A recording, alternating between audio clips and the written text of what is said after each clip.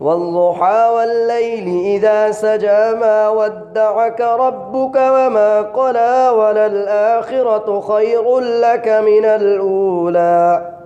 ولسوف يعطيك ربك فترضى ألم يجدك يتيما فآوى ووجدك ضالا فهدى ووجدك عائلا